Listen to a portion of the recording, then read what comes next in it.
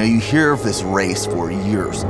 Leadville 100, Leadville 100, Leadville 100. And when you're finally there doing it, you're thinking, this is the Leadville 100. I am racing the Leadville 100 course right now. And it's an opportunity a lot of people don't get. We've been talking about this for months, and it was almost surreal that it was finally the day we were about to go and execute on everything we've planned for, everything we've worked on. Put Nick's Garmin in reach so that we can track him. You know, if you look at life as the miles you put in, over the course of a lifetime, you cover distance, you cover miles, you go up mountains, you go down into valleys. You know, if you just look at 100 miles, if you just look at a lifetime, you're just seeing it for the miles it is. But in reality, it is so much more than that. Let's go. Just putting this title of 100-mile race to it, it does not give it the justice it deserves. Happy Leadville 100 Day. Yeah! Woo! It's all these factors that compound and come together. The team, the crews, the support, right? Like it's not just me racing this, it is the entire BPN team doing Leadville 100 together. So more than the miles simply means that you can look at something from a big picture perspective as just the miles that it is. But there's so much more that happens beneath it.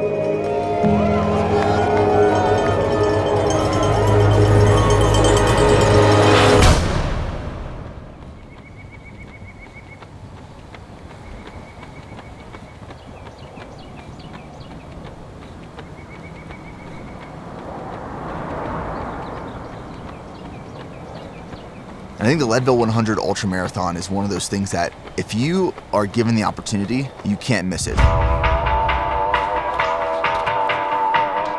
The day Nick got selected for the Leadville 100, I want to say I was surprised. I think that was definitely a moment where I was like, this guy is not messing around, because he looked at me and I was like, are you doing this? And he was like, I'm doing it. You're damn right I'm doing it. I think I just chuckled to myself and I was like, okay, well, let's do it then. It was one of those moments in my life where I was never that excited to run a race. Woo! That feels good. Keep rocking and rolling. Oh yeah. Oh yeah. We knew Nick was like just so ready to run. This isn't gonna be a normal 100 miles. Like this is a different kind of 100-mile race. This right here is how I will be sleeping at 14,000 feet. So I began to focus on training at higher altitudes, utilizing the hypoxico system, terrain acclimation. We're just exploring now. Overall, just trying to simulate conditions of Colorado here in Texas. This is like one of the coolest things ever. While all of this was important, I knew the most essential piece to a successful race was to put together a team that believed in the mission and was down for the work.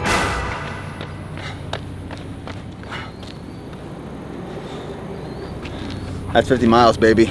That's a week of Leadville prep. Feeling strong, feeling good. It's 5 a.m. in the morning on a Thursday. Austin's waking up.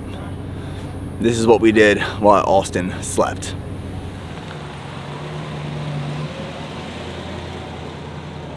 He said 7:15. I said Jordan is not leaving at 7:15.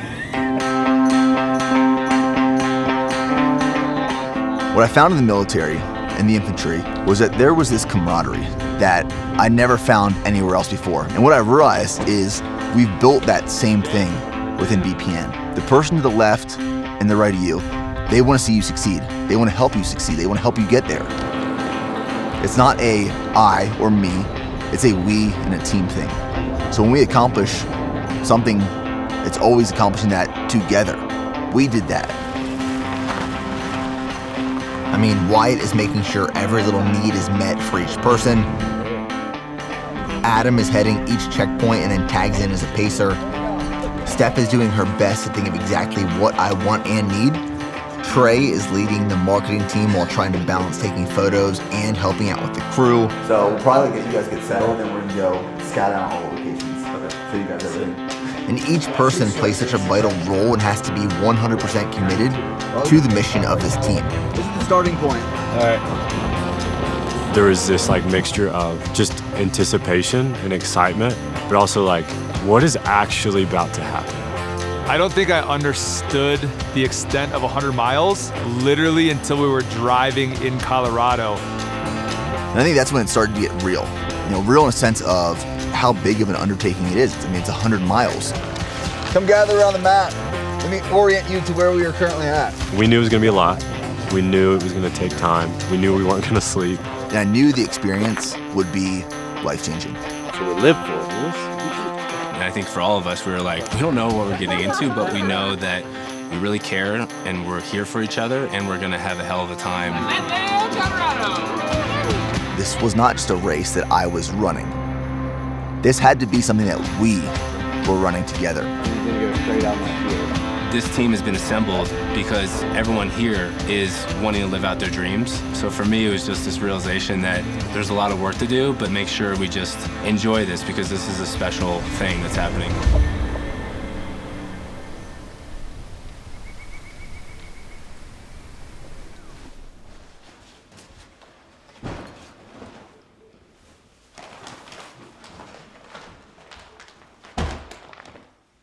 So I'm a big fan of controlling the controllables and adapting to what you can't control. And the phrase or saying that goes, if you fail to plan to fail. So like what I'm doing right now is just laying the things down that I've already built out to make sure that I'm not missing anything. And then having like redundancies and things that I might need or might need support of. It's just planning for things to go wrong.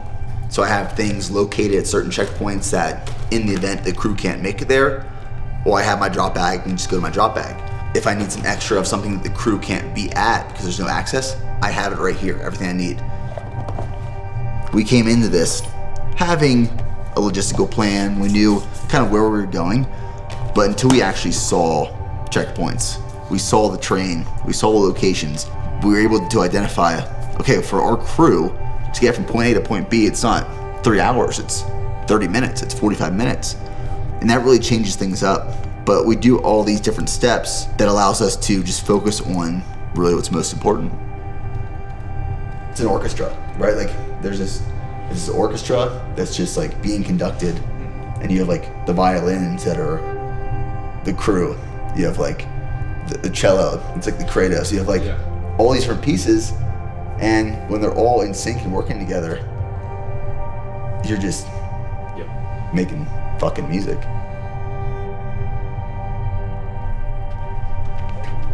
And like, when we cross the finish line, we get the buckle. It's not, raise this man, he ran 100 miles. It's, we fucking did, guys. Yeah. We did this. It's more than miles. More than the miles.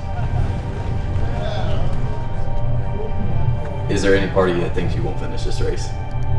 There is zero part of me that thinks I won't finish this race. Doubt is only dangerous when you doubt yourself.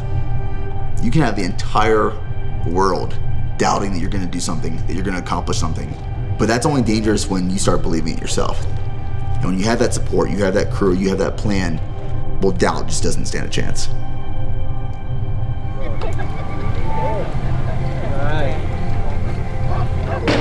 Okay.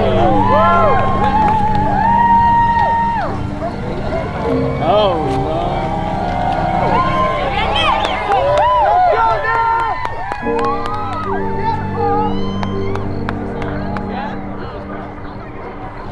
That was one of the coolest things I've ever seen. All the headlamps. That was sweet, yeah. We are about to chase Nick Bear through the Rocky Mountains for 30 hours. We just need to send it. That's so sick. Did we make it? First aid station was a blur. It was still super early in the morning. I remember it was cold. It was pitch black. We had zero clue what to expect. None of us had really seen how aid stations operate. We just kind of were like, okay, let's try to figure this out. All right. And I was really just falling in a groove, in a rhythm. And I stayed very conservative for that first 12.6 miles from Leadville to Mayqueen. Everything felt almost effortless. And we walk up there, we see people with a nice blanket spread. Tents and bonfires and warm meals. They had everything laid out. And grills, and these people who know what they're doing. And I walked to the aid station with 2 English muffins wrapped in crumply, dirty paper towels. Watching Nick come up that little trail, immediately it was like, okay, here he comes. And I arrived to the first checkpoint. Energy was so high. Nick rolled up and I'm digging through my bag, getting BioFreeze and getting gels, and he's eating a sandwich. What do we do? What does he need? Not really sure. Scoop of electrolytes in each bottle. No, I don't want this right now. Actually, I will do that. Thank you. Every time I arrived to a checkpoint and saw the team, that was just like the best part of the race. I kept that so conservative, and now I'll pick it up. He was in great spirits, he was confident. He was feeling great. He was like very talkative, hung out for a second, talked to us. He had so much left to give. Things felt right, things felt good. I knew it was gonna be a good day. He kept saying, like, I'm holding back, I'm holding back. Good, I kinda wanna break away from the pack. I was ready to keep going for that next 88 miles. All right, see ya. And then he was gone. And it was like, okay, we just did that. It seemed like a little chaotic. We kind of took notes, what we need to do, and we moved forward, and we're just getting ready for the next checkpoint. Drop us off on the street if you don't mind. We saw the other crews. Oh, you did? Yeah, so we're wondering if we're cutting it close. You're not dropping us off up there? No, we saw the van and the expedition. And Nick's, I don't have service, but he was rounding the corner across the lake last time I had service, so hopefully we didn't.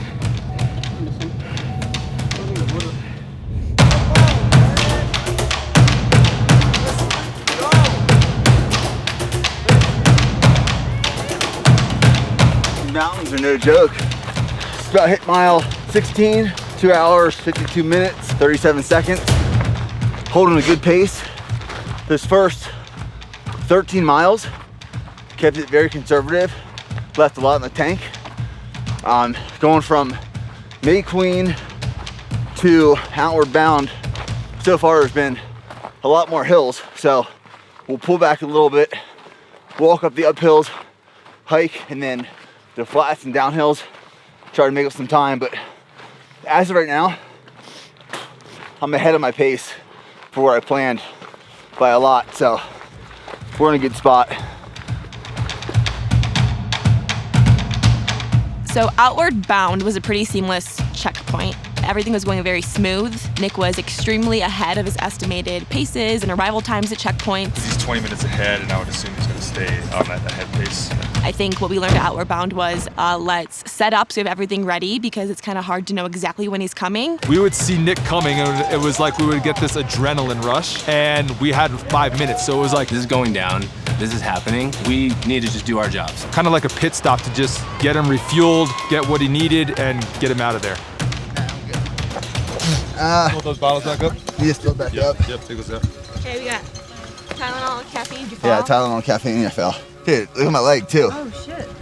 I was running downhill, just lost it all of a sudden and just tanked it. You look cool. It was like 3 miles of climbing. I was able to hold like 15-minute mile pace, and then it was 3 miles straight downhill. I was doing like 8:30 paces. What time is it right now? 8:13. Where do I go out from here? Are both these bottles filled? Yep, both are filled, 2 grams of UNM. You anything else? Stinger? Yeah, I'm gonna stinger. Okay. Do you need any salt sticks? Thank you. That's it, I'm good. Good. You good with socks? Oh shit, I'm gonna change socks. Here, sit here.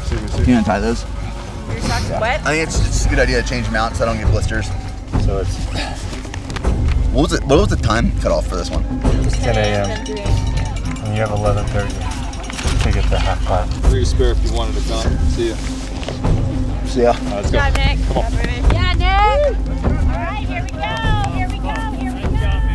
From Outward Bound to Twin Lakes, again, we hit some small changes in elevation. And when we got to Twin Lakes, I knew that was kind of the pivotal point of the race. Everyone says the race only starts when you get to Twin Lakes.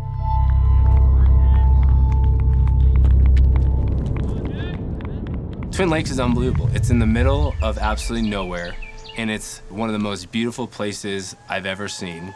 And it's this little town that is just obsessed with this crazy race. The energy was amazing. It was kind of like the base camp, because once your runner came through that first checkpoint, you knew you wouldn't see them for a long time. And you only see Nick. He comes down from this mountain off of this little tiny sliver of a slope, and you only see him at this little aid station. We got like 40 yards outside of like him coming off that hill, and he was like, I gotta stop, and I got toenail issues.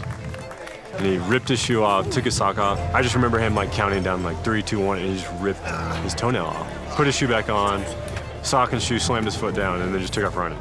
I was like, I think the race is actually about to start. This is where it's about to start.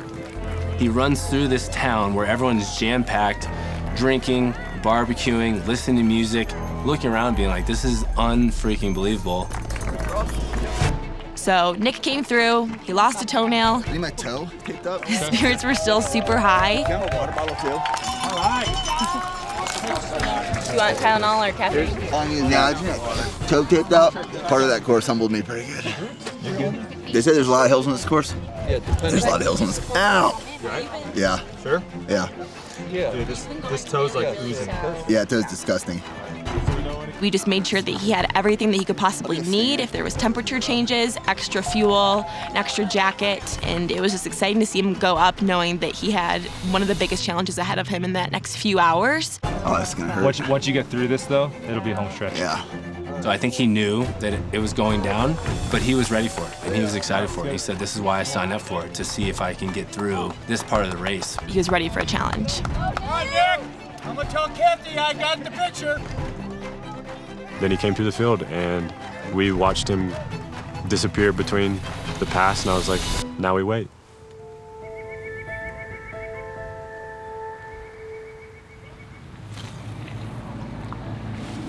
These Twin Lakes, the scenery is insane, so I was like, I gotta buy a 2-foot micro rod, get some spinners, and just toss it around. So this is just a little like pond right next to the main lakes right now, but after this I'm gonna head to the main lake. But this is just one thing I love doing now, is just, even when Nick has these events, if we have a lot of downtime, buy a little fishing pole here and then just have some fun. So we'll see if we can get some trout. 1, 2, 3, 4. So when Nick left Twin Lakes, and we knew that we were at least gonna be here, not moving, going to a new checkpoint for 6 hours. We kind of set up camp at this parking lot about a quarter mile from the checkpoint. Beautiful view. We had this big mountain to look at.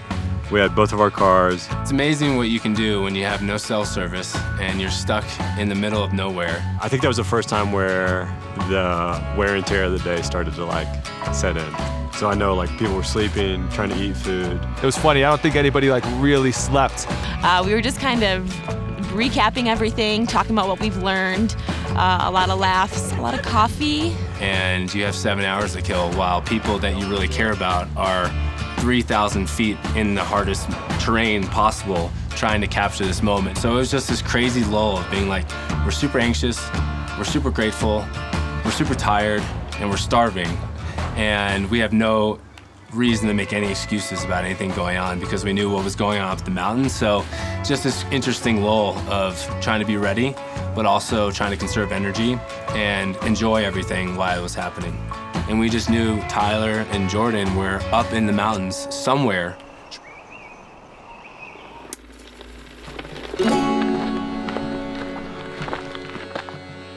All the clippers are gonna be breathing heavy.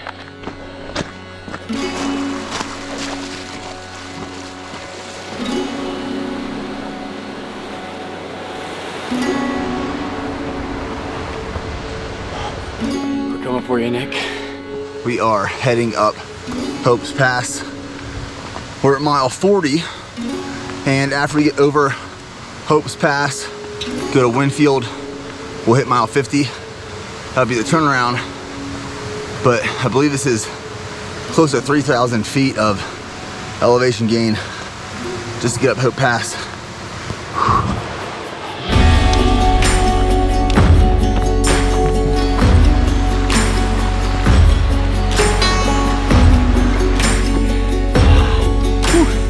11,500 feet.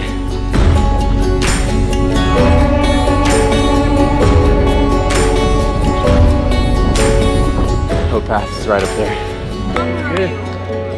We just made it to Winfield, halfway, 50 miles down. That's 38. Drop bag 38.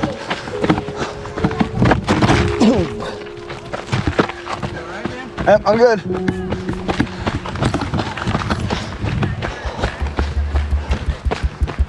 This is Hope Pass aid station right here. This is nuts. We got llamas, we got a campfire going, we got graham crackers, cookies, ramen. So stoked we made this trip. I barely made it. Tyler left me in the dust, but it happens. We're here, we're refueling, we're gonna chill and wait on Nick. As I was going into Winfield to turn around, I fell, trashed my hands pretty good. But right now, I'm on round 2 of Hope's Pass, and it's kicking my ass.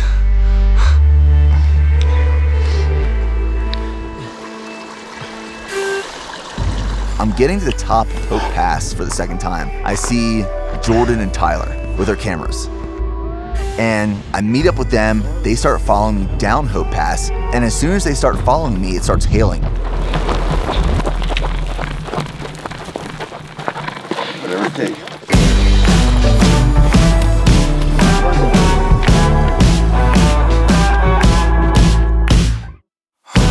So right now we're 57.38 miles in. We are 13 hours, 33 minutes in. So we're at the aid station Hope Pass. We're gonna fuel up, grab some more things, top off on water, and then head to Twin Lakes.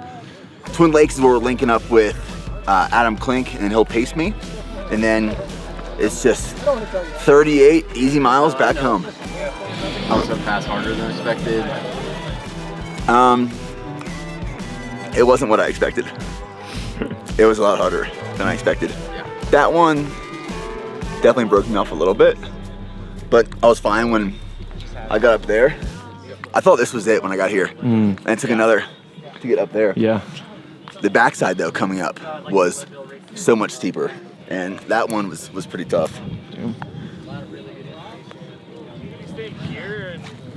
Let's roll. Yeah. See you guys down there. Looks beautiful and sunny. What you running for? What's up, guys? All right.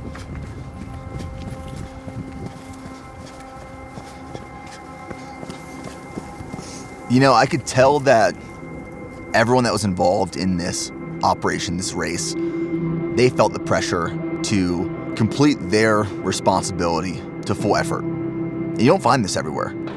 The day we landed in Colorado, I watched the media and marketing team go out and scout locations and plan everything. You could even park there and then just like, And the day before the race, we had our team meeting, our team briefing. Thank you all for making the trip, come out here, supporting the race. Everyone knew their job, their responsibility, where they were gonna be when, and what they were gonna be doing.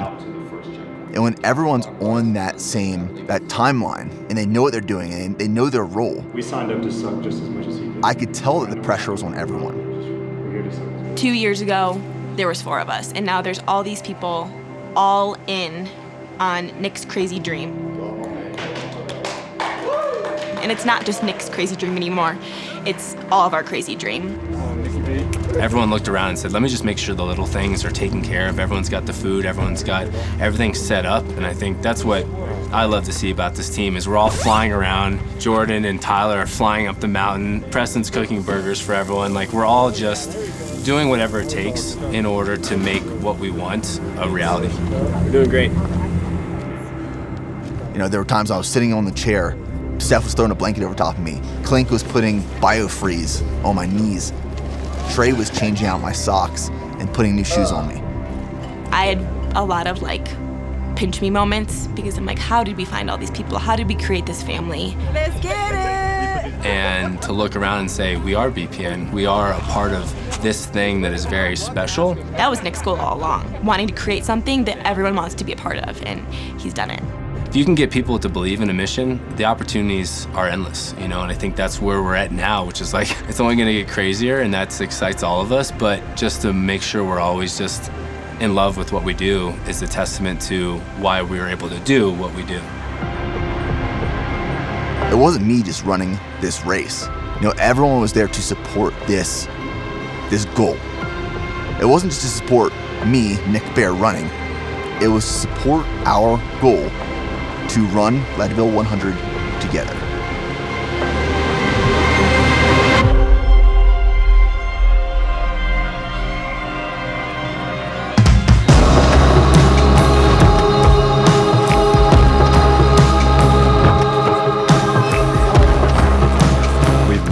here.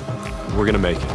And out comes Nick, out comes Jordan, out comes Tyler, and you guys look like you went through some serious stuff that I think you guys will remember and feel for the rest of your lives. And I think we're just thankful to see you guys. And we run through the crewing station, and everyone is just like cheering for Nick.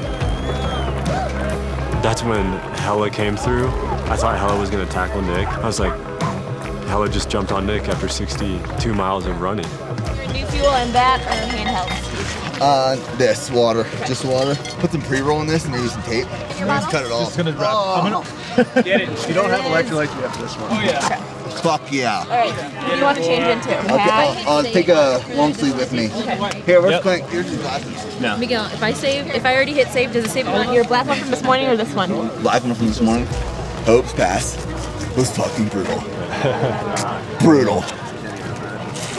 Made it through. Dude, Gnarliest thing. it was so fucking gnarly. I had to do it twice. Do you want Tylenol, Tums, caffeine, one of each? Yeah. My bun. Here. You do need this. Water? Throw that in that. Never mind, I swallowed it. Can I get some biofreeze on my both knees and quads? Thanks, guys. Really appreciate you guys. Come on. You don't want any biofreeze? Go. Let's go. You don't want to take your... 38 more miles and we're done. You got it. Oh, yeah. Oh, actually, can I get the nut butter? No, It's not like that. You hold this. It's in my bag. It's in my bag. Oh, yeah. What's going on? Oh, God. I literally just... All right. Hey, here we go. You got this. All right.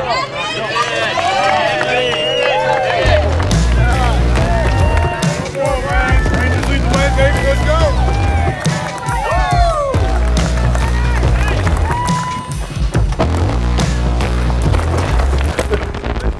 Good, good, good, good, good.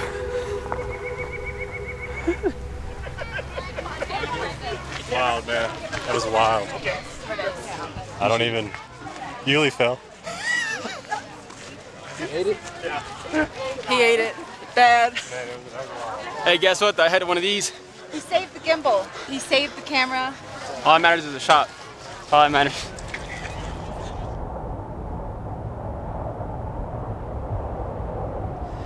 His energy is like really, really, really high. He's a little beat up. Pinky's hanging on. Steph thought that he was gonna have to get it amputated.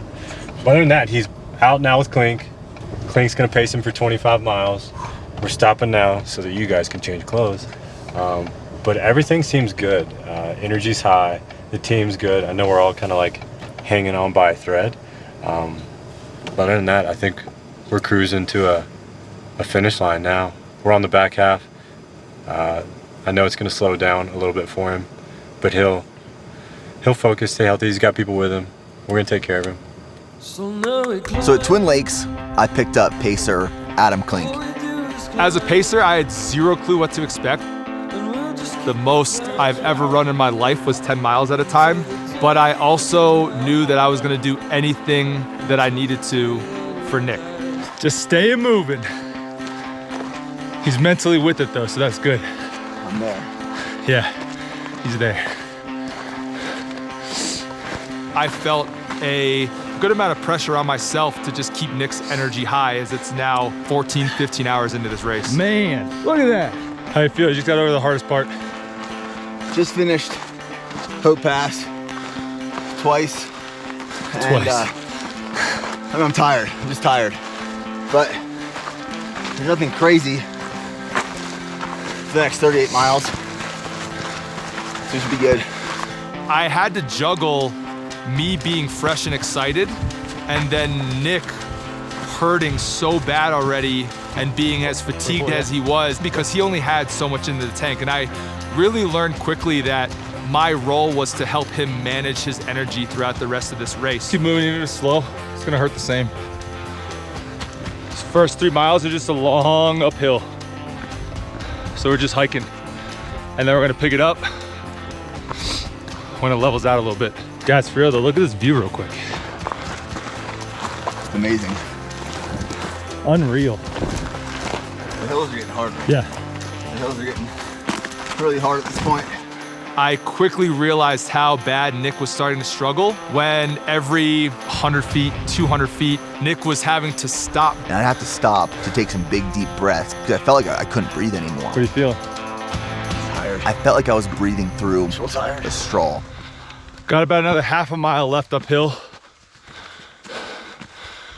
Just trying to get through this tough part.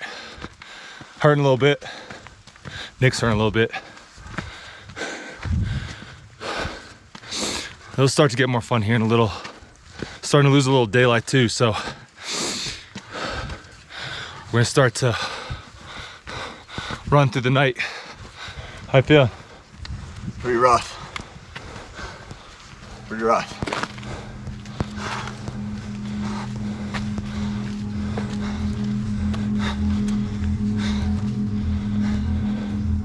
And this is where I really started to kind of feel the change of the pace of the race. I finally made it up over that peak. And at the same time, it starts getting dark. This GoPro's having trouble picking up. It's so dark. And that kind of changes the perspective and the way you view and feel during a race as well. All right, here we go. Back to gaining some speed.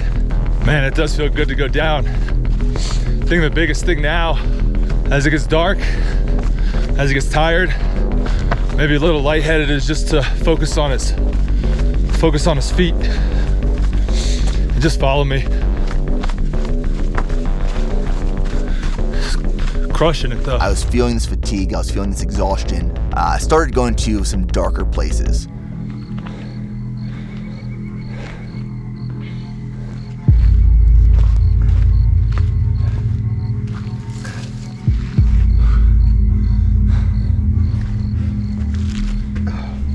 Let's do it.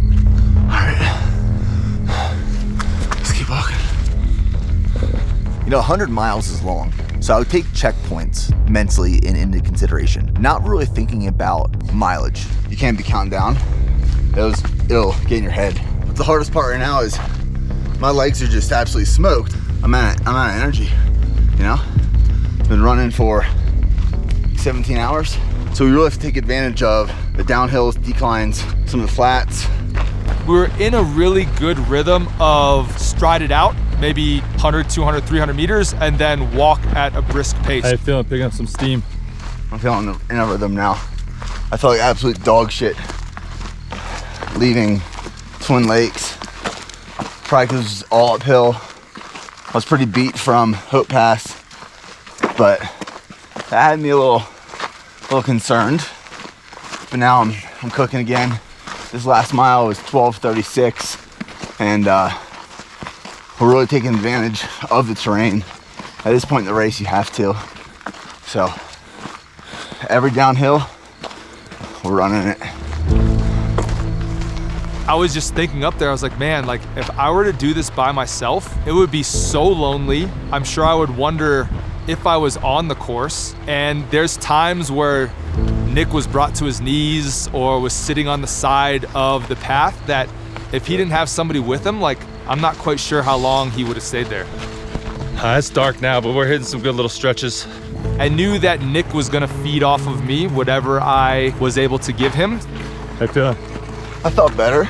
Aches are starting to creep in a little bit. I'm glad Klink was there. I don't think anyone better could have taken care of him. Adam was a great coach out there, a great leader. He had great energy coming in. We just gotta get it done now. It was less about me and more about Nick. My number one focus was just to keep Nick awake, alert, motivated, and I just gotta get Nick through this.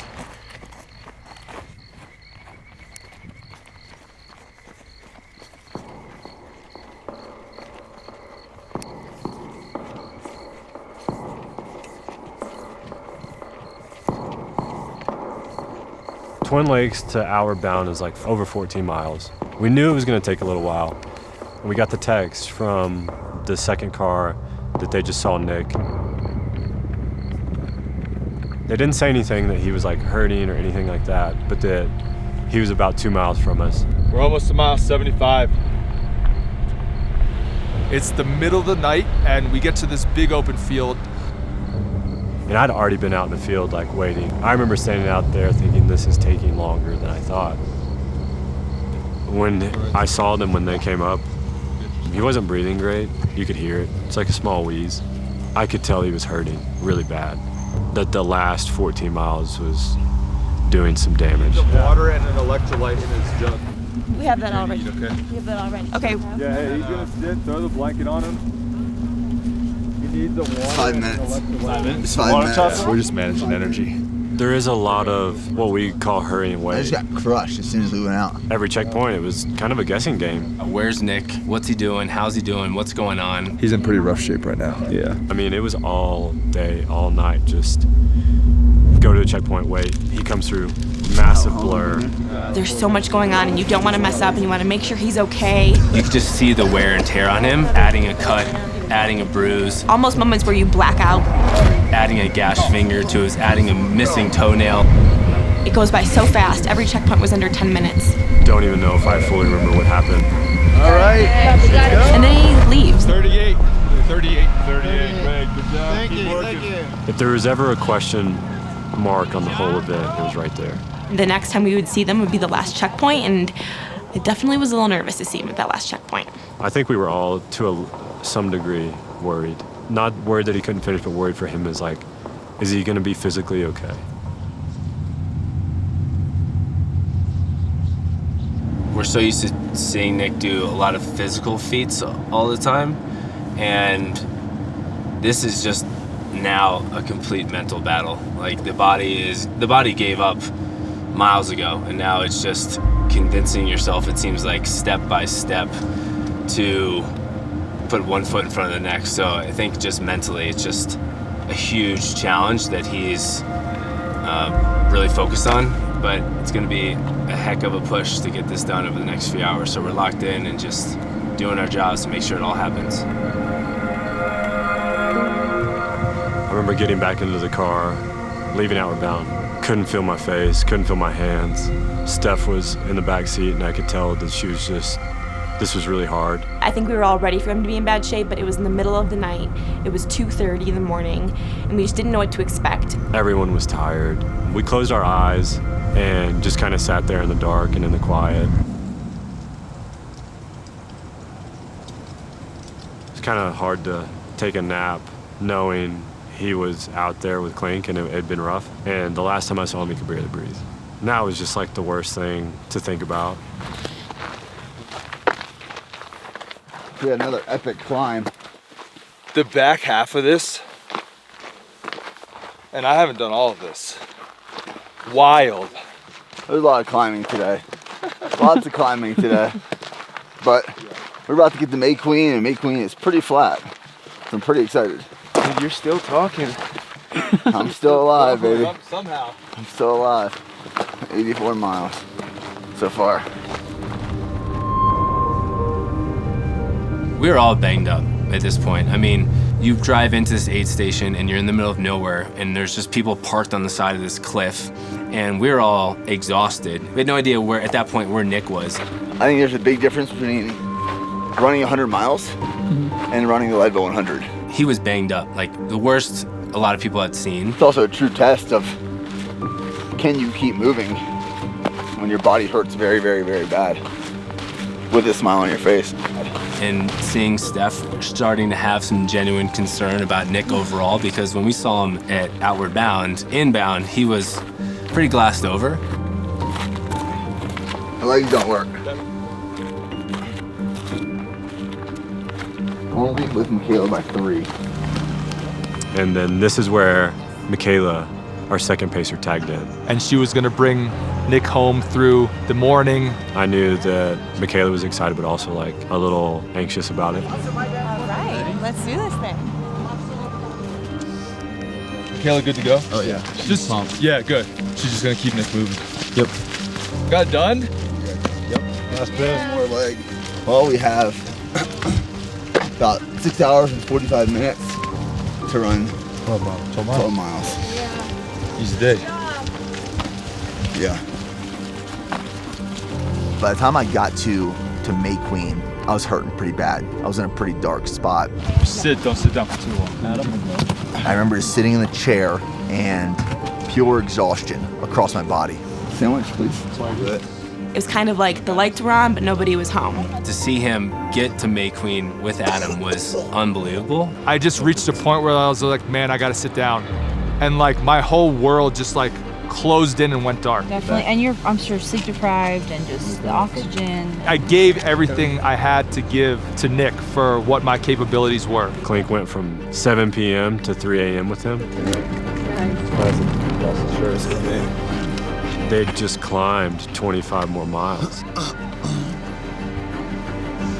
You do these runs, you do these races, you sign up for these things because you want to feel, you want to experience these dark spots. But through that extreme process, you're going to find things out about yourself, about your strength and weaknesses that you have never found unless you just do it. Let's go, Nick. Go one more, baby. You got this.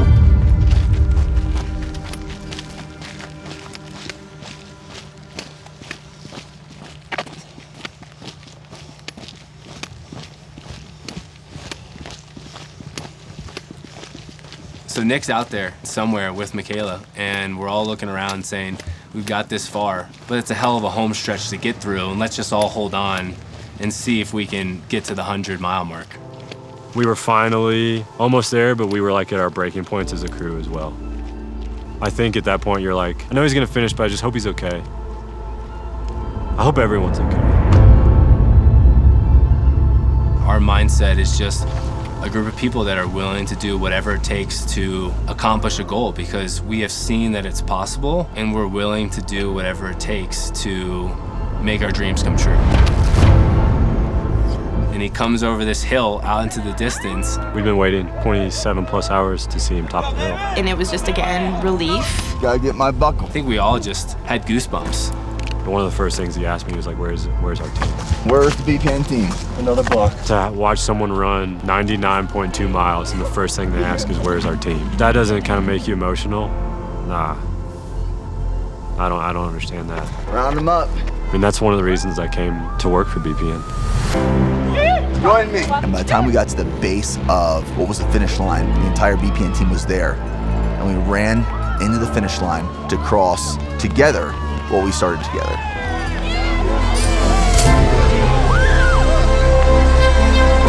And it's one of those moments I will always remember because of the journey that it was to get there. You could visually see it and you could feel it, that everyone knew and realized that they had a massive role in this accomplishment that we achieved together. This was a clear example of the power that exists when people come together. And that's what we want for you. We want you to find people who are committed to something greater than yourself, because when you accomplish things together, it is truly fulfilling. I don't even want to see my feet. I'm definitely losing some toenails. Pulling the skin off. And the truth is, if you want to go fast, go alone. But if you want to go far, go together. Looking at the team we've built and what we accomplished during those 30 plus hours, truly, truly amazing. That's awesome. So let's start from the beginning.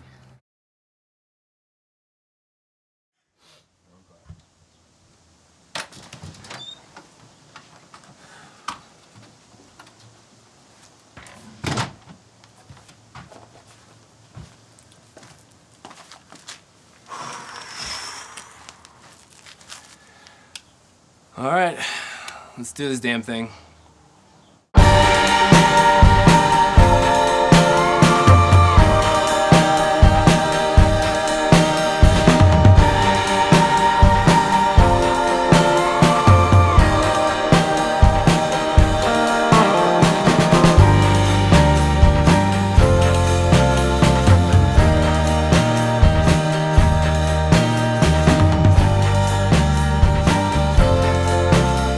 Weeks ago, Nick said, all I want when I get back from Hope Pass is a burger. And at like 3, we'd planned to like have a picnic and grill and stuff like this, and Preston was gonna cook.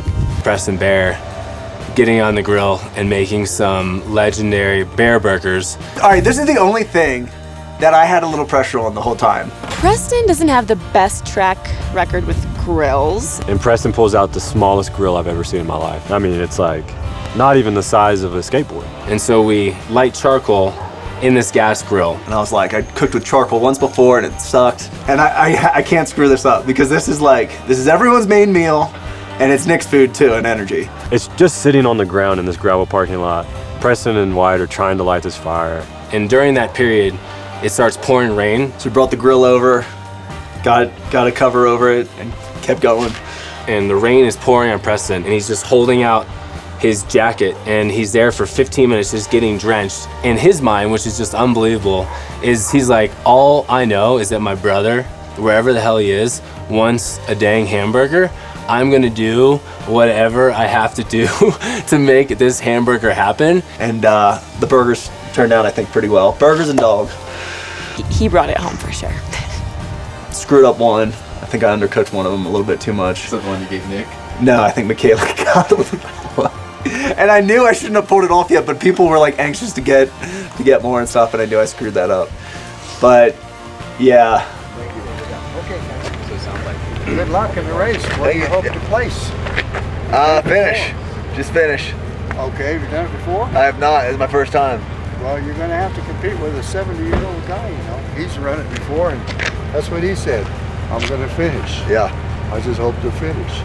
But there's a thing there called endurance, and it takes years to build. Yeah, you got to beat him. You're just the right age to do it. Yep. 31. 31, that's great. That's my prime. That's just great.